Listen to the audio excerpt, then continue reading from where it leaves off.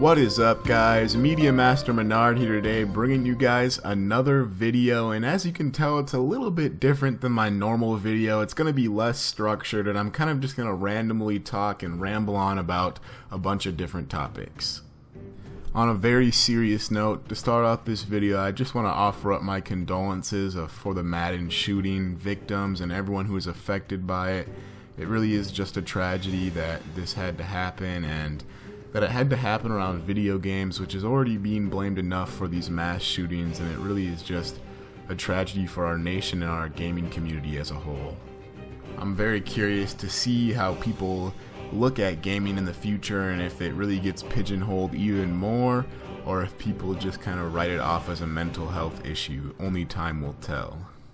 But let's get off that sad note. Let's talk about what you're seeing on screen right now, and I'm playing Dead Cells. It's an indie game that is just fantastic.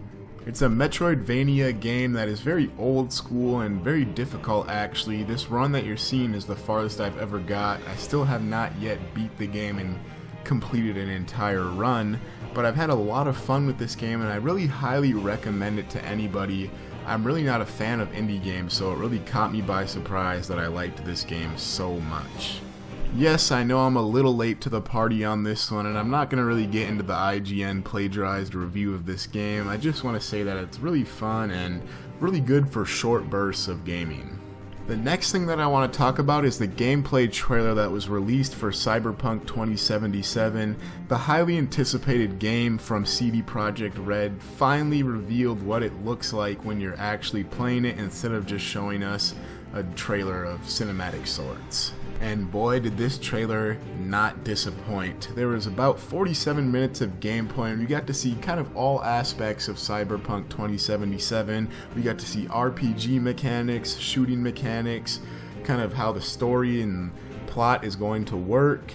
And it was really cool to see the world that they're building. It's very cool, and I kind of like that futuristic punk setting at the same time. I think it's going to work out really well for them. It's a little weird seeing them go from developing The Witcher, which is kind of a medieval setting, to this, but I think it will work out great, and I like that they're not just going to cash grab off The Witcher. My only concern from the trailer was the gunplay didn't look super tight and the controls looked a little clumsy. Again, this is a RPG first and a shooter second, so we'll have to see how that plays out. Another controversy that has caught my eye recently is Soul Calibur 6 and them having very anti-consumer microtransactions in the game, and really I just hate some companies, I'm going to be honest with you guys. So to summarize this whole problem, Bandai Namco already announced that there will be a season pass for the game, and one of those characters included will be Tira, who is a mainstay character in the franchise, and I really don't understand how they can try to resell you that for more money on top of the $60 game when she's a mainstay character. It's just scum business practices, and when questioned about that, lead developers come back and try to act like it's justifiable, and I really just don't understand how you can justify being that anti-consumer. I was really excited for Soul Calibur, but I really don't even know if I'll be buying the game now. It's truly a shame that businesses still think they can get away with this and don't understand that gamers will take a stand now, and we aren't going for these business tactics, and we're really just not going to buy your game if you try to nickel and dime us. And maybe a big name game like Call of Duty or Battlefield could get away with trying to do this, but as we saw with Battlefront 2, nobody is really safe, and on top of that, Soul Calibur isn't that big of a name worldwide, so I don't know why they would try to get away with this and risk bad publicity. But if I can't play Soul Calibur 6, I shouldn't be in too much trouble, as there's a ton of new games that are great and have me excited in this upcoming fall release window.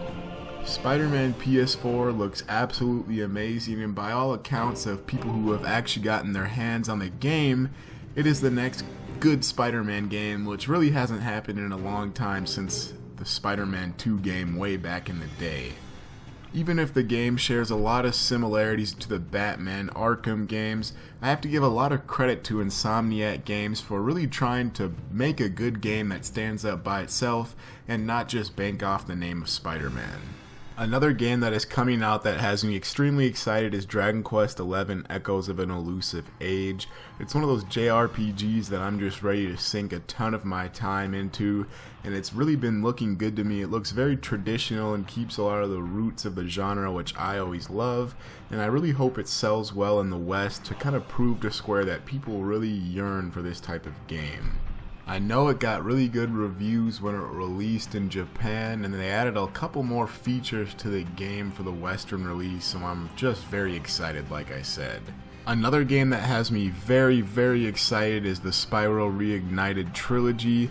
I know there's been some controversy with the game not having all of the games on disc actually, and it actually just recently got delayed, but that really doesn't matter to me. I'm very excited to play this game, even if we do have to wait a little longer. I think the game will be better and more polished for it, so that will be good for us. But going back down memory lane and playing with that purple dragon is just going to be amazing. Smash Ultimate is coming out in December, and I've already made videos on that, so you guys know how ready I am for that game. And the last game of this kind of quarter, or whatever you want to call it, that I'm really excited for is Kingdom Hearts 3. I've played all of the games. I own all of the games. I played the original back when I was a kid, and all that nostalgia, all the memories from that series are just going to hopefully culminate in one of the best gaming experiences of my life. I mean, maybe those are a little unrealistic of expectations and I'm setting myself up for disappointment, but just after everything I've seen, I feel like it has to be a good game, and it's going to be a good game.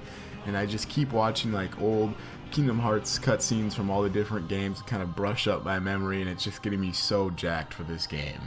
And that about wraps it up for my rambling in this video. Sorry if I was kind of all over the place, but I kind of want to do these videos every once in a while to get my thoughts out there when I either have too much to talk about and I don't want to make a video for every topic, or I don't have a lot to talk about at the time. But what do you guys think? What games are you guys excited for in the upcoming release window? Do you guys think that Namco Bandai is kind of a scumbag company right now for using these bad business practices? What did you guys also think of the Cyberpunk 2077 gameplay trailer? Let me know the answer to all those questions down in the comments below. If you liked the video, leave a like and subscribe to the channel. I'm going to be bringing you guys more movies, TV, video game, and anime content. I'm going to leave a link to my Twitter down in the description below so you can find out when I post a new video. And until then, this is Master Menard, signing off.